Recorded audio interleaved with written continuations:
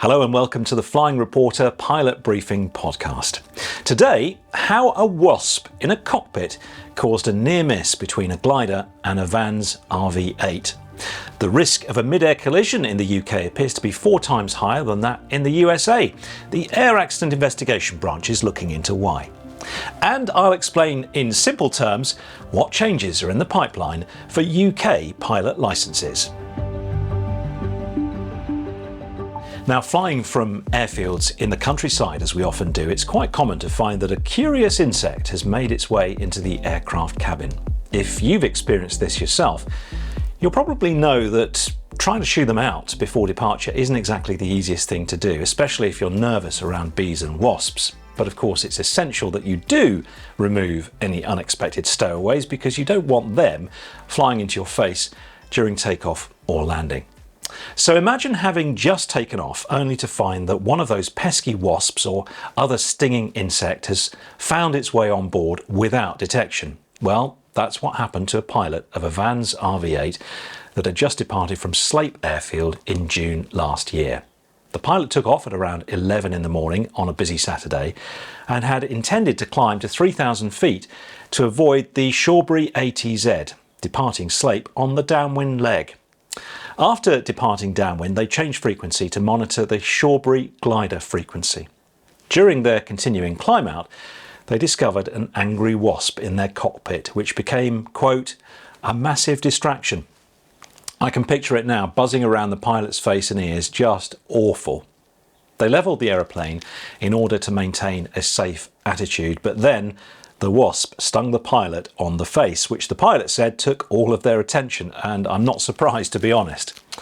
They were trying not to get stung again and were trying to keep the wings level, but as they did so, they saw a glimpse of a glider pass under their left wing. The pilot estimated it was 250 feet below. Now, thankfully, the rest of the flight was uneventful, although I suspect that the wasp got what was coming to it. The glider pilot gave an account of the airprox to the airprox board. They said that they were returning to join the circuit after an instructional flight when they saw the RV at their 2 o'clock and at the same level. They pushed forward on the stick to avoid a collision. They said that the RV pilot didn't manoeuvre and they estimated that they only missed each other vertically by 50 feet. The RAF Gliding and Soaring Association conducted its own investigation, during which they said that the RV pilot had acknowledged that they had strayed into the Shawbury ATZ. However, the airprox board examined radar and GPS data from both aircraft and concluded that the RV had not in fact entered Shawbury's ATZ. It had passed over it at 2,283 feet, clearing it just by 35 feet. The analysis of the data also showed that the aircraft actually missed each other by 160 feet vertically and 1/10 of a mile horizontally.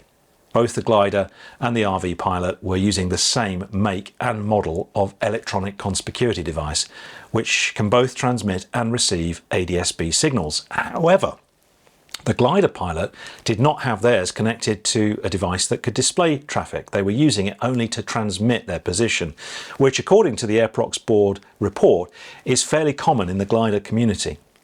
Even if the RV pilot's EFB was warning of the presence of the glider, as I suspect it probably was, I guess that the wasp took all of their attention in the cockpit and the information on their EFB was probably missed in the heat of the moment. The airprox board unanimously agreed that the wasp in the cockpit had presented a very serious distraction. They concluded that the distraction had been so considerable that the RV pilot's initial plan had not been executed as intended. The board commended the glider pilot for their quick reaction to avoid a collision. So, what are my takeaways from this? The RV pilot didn't enter the Shawbury ATZ, but even if they had, it would have been understandable, I think. Aviate first and foremost. And the pilot did exactly the right thing, levelling the wings and maintaining a safe attitude. You don't want to be slow and in a climb and bombing all over the place trying to get rid of this wasp. Once again, though, we're talking about the shortcomings in the whole electronic conspicuity setup. In this case, both aircraft were operating using the same ADS-B device, yet the glider pilot was using it to transmit only. Surely we need to get to a position in this country where we're all using interoperable traffic systems to their fullest extent. Without this, at any time, we're only seeing a fraction of the traffic out there. You can read this AirProx report for yourself. It's on the AAIB website, report number 2023139. 2023139. The Flying Reporter pilot briefing is sponsored by Flyer Watches. Every Flyer watch helps someone learn to fly. 20% of the profits from most of their watches fund PPL scholarships administered by reputable organisations like the Honourable Company of Air Pilots and the Air League. I'm currently wearing the Swiss-made Horizon watch, which is scratch resistant, water resistant and offers precise timekeeping. It's jolly nice too. All of the watches come with a 14-day return policy, a 2-year warranty and free worldwide delivery. Check out the range at flyerwatches.com. Next, we come to a fascinating snapshot of the state of general aviation safety in the UK, and it's a picture that doesn't look at all good. The Air Accident Investigation Branch has published its annual safety review, and it's been looking at the rising rate of fatal accidents. In the 20-year period from 2003 to 2023, there's been a dramatic and sustained fall in the number of hours we fly as GA pilots. It's roughly halved in that time, which is a worrying trend in itself. You'd expect if we were flying fewer hours, the number of fatal accidents would fall as well, but that's not what's been happening. In 2003, roughly 1.5 million hours were flown in GA, and there were 10 fatal accidents. Last year, the number of hours flown had fallen by roughly a half, as I said, down to just around 800,000 hours, yet there was still 10 fatal accidents, the same as 20 years earlier. Apart from the short period during the COVID pandemic, the rate of fatal GA accidents has been steadily increasing. The AAIB has also been looking at the statistics around mid-air collisions in the UK, and that data raises concerns as well. In the same 20-year period from 2003 to 2023, there were 39 collisions involving 78 aircraft, equating to a mid-air collision rate of 0.341 per 100,000 hours of flying. It compared this figure with figures from the NTSB in the US and found that the UK's mid-air collision rate is 4 times higher. The Air Accident Investigation Branch says it doesn't have an explanation for these trends in the GA accident rate and mid-air collision rate. It plans to investigate this further. We do know a fair bit, though, about the causes of fatal accidents. The biggest cause, by far, is loss of control in flight, usually from an incident at low speed near to the ground with the aircraft stalling, leading to an incipient or fully developed spin. There's a CAA safety leaflet on loss of control, which is probably worth reviewing if you haven't looked at it for a while. It states that the most common causes of loss of control in flight are distraction, i.e. from having to slow down or manoeuvre around other aircraft in the circuit, a cockpit warning or other aircraft problem, or perhaps an unexpected air traffic control instruction. Fixation can be another cause too, perhaps by becoming fixated on the runway during a turn to final. Engine failure on takeoff can result in a loss of control if the pilot doesn't select a lower pitch attitude, or if they try to turn back. Go-arounds and VFR flight into IMC are other common causes. The Safety Sense leaflet is called Loss of Control, and it's Safety Sense leaflet number 30. Also, Astral Aviation Consulting, who support me with the research for these pilot briefings, have some resources and workshops you can watch on stalls and loss of control.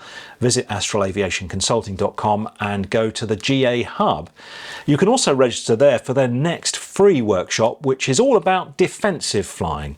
I've heard about defensive driving, but what is defensive flying? Find out on the 24th of April, 7:30 in the evening, British summertime. Sign up for that workshop. It's free on the Astral website. The link is in the show notes and the video description. So finally for today, a really quick and easy summary of the proposed UK pilot licensing changes, and my thanks to instructor Matt Lane at Astral Aviation Consulting for going through the lengthy documents from the CAA and breaking it down into easy digestible information for you and me. The CAA has a project to try and simplify GA flight crew licensing and training in the UK. They've now come up with their detailed proposals, but what might it mean for you and I? They're looking at 5 categories: aeroplanes, including microlights, helicopters, gyroplanes, balloons and gliders. But in this briefing, we're going to focus on the proposals for aeroplanes and just deal with the key changes. For the PPL-A, the CAA proposes to stop issuing the UK PPL, which is regulated under the Air Navigation Order, as a standalone licence. At the moment there are 2 PPLs you can get, the UK PPL and the Part FCL PPL. We'll just have one in future. They want to reduce the qualifying experience required for the issue of a PPL from currently 45 hours flight instruction to 40 hours flight time, and even possibly as low as 35 hours for students training at an ATO. The content though of the practical syllabus would not be reduced. But they're proposing some changes to the theoretical knowledge exams.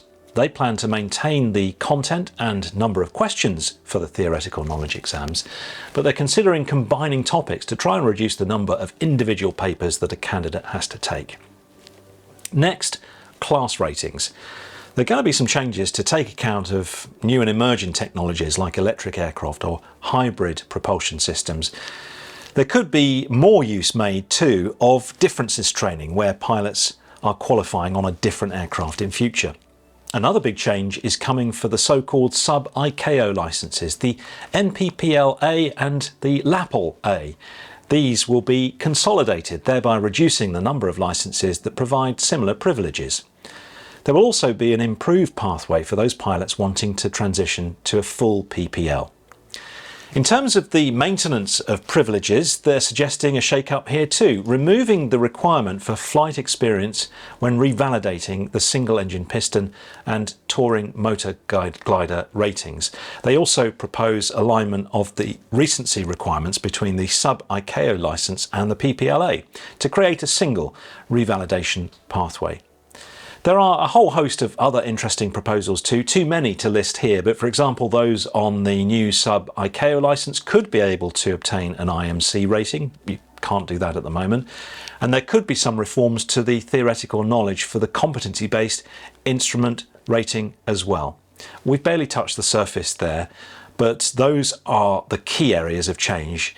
It's a really important piece of work and the CAA wants your views on it all. Make yourself a brew, sit down and read the proposals and send them your comments. You can find the documents on the CAA Consultation Hub. The consultation closes on the 22nd of May.